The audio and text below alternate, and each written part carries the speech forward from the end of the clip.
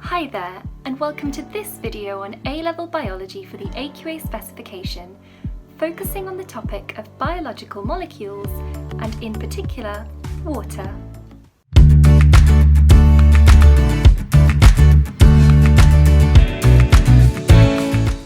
I'm Manisha from StudyMind, where we help you to revise A-level biology with our helpful video tutorials tailored to your subject, your specification, and to you. If you're new here, please make sure to click that subscribe button. And whilst you're watching, feel free to leave any comments down below of anything you're unsure about, and let us know if it's your first time watching so we can send you our free revision resources. We also have helpful timestamps to guide you through the specification. So, let's get started. Welcome to Lesson 7 of 8 in this tutorial, covering water. This is the 7th video in our series of 8 lessons on the topic of biological molecules. In the last lesson, we learnt all about ATP. Here are the key learning objectives for today's lesson. We'll look at the structure of water, its importance in biology, and finally its properties.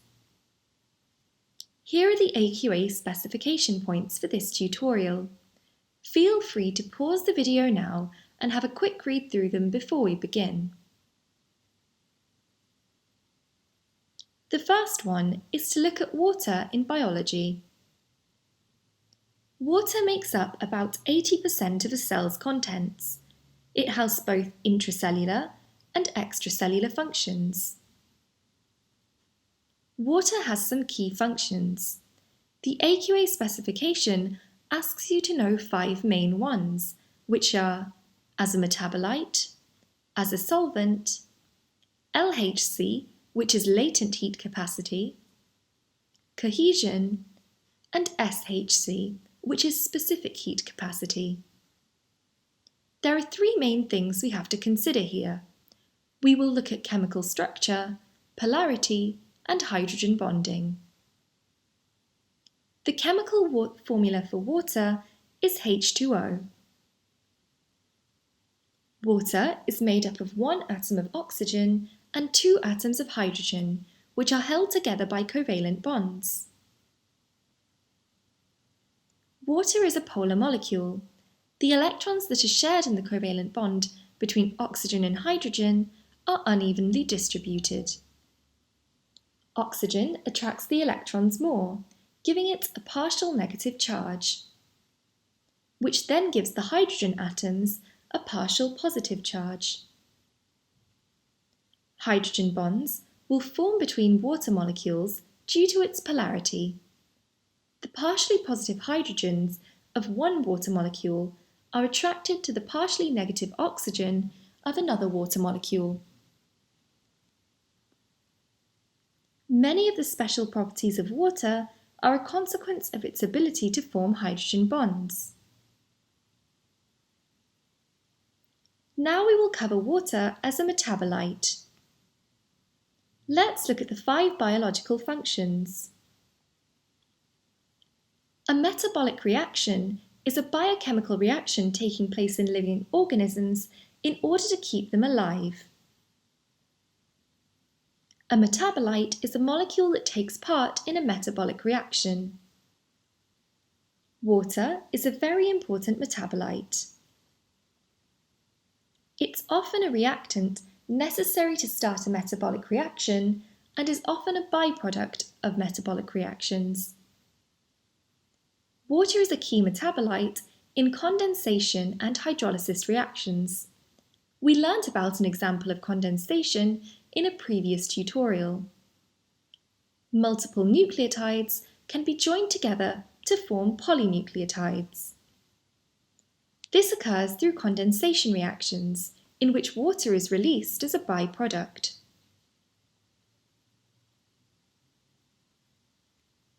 These bonds can then be broken through hydrolysis reactions.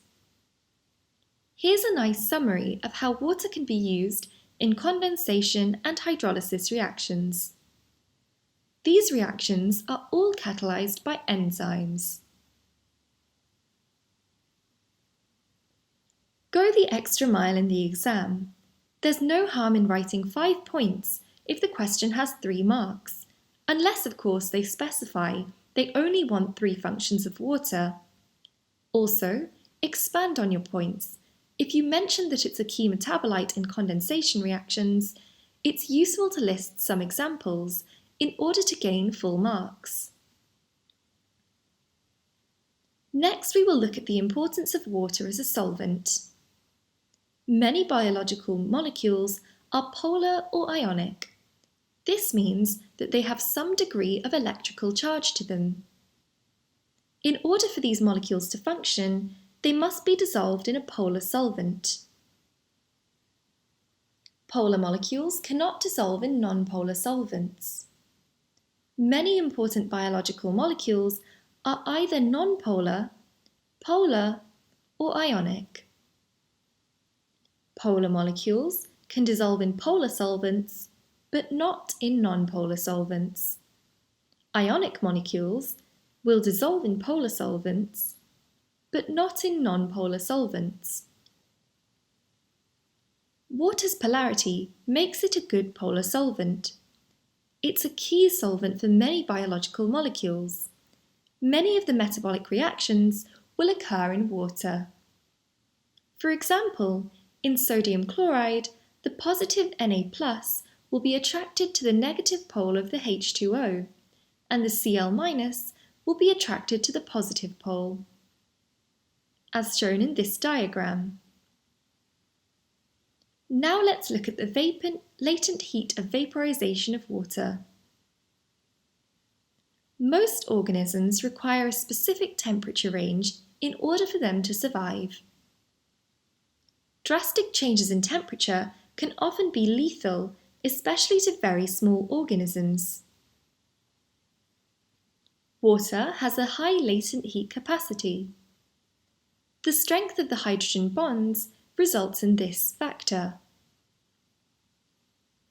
In order to vaporize water, these hydrogen bonds need to be broken. This requires lots of energy. Water vaporization can be used for cooling down. Water uses up a lot of heat when it evaporates, which is useful for many organisms, since they can use this as a thermoregulatory mechanism.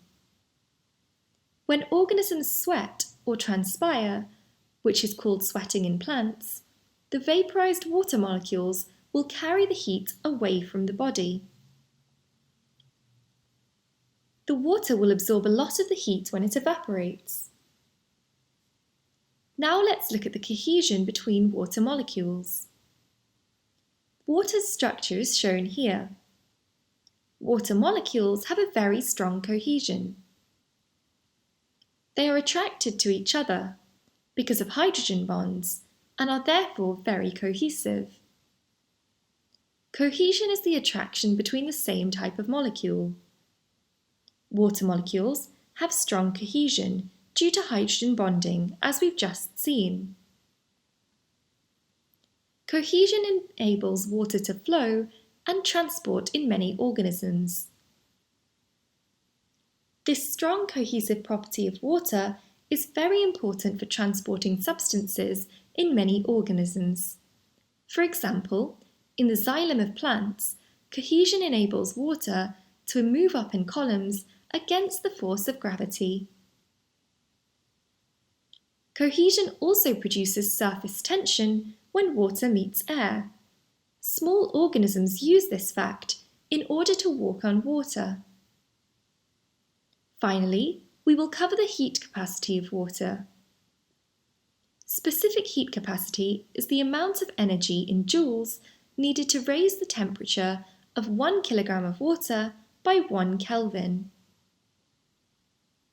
Water has a very high specific heat capacity.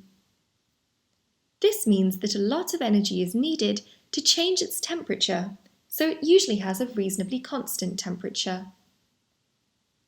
The ocean is a thermally stable habitat. There is very little temperature fluctuation in large volumes of water. This means that aquatic creatures can live in a stable environment. the evaporation of water uses a lot of heat. Evaporation requires a lot of heat energy to raise the temperature of water, for example during sweating. This can help to cool down an organism. We've now covered all the learning objectives for today's lesson. Feel free to skip back through the video and re-watch anything you feel unsure about. We've now completed Lesson 7. If you enjoyed this tutorial, make sure to subscribe by clicking down below and leaving a comment of a topic that you'd like to see a video on.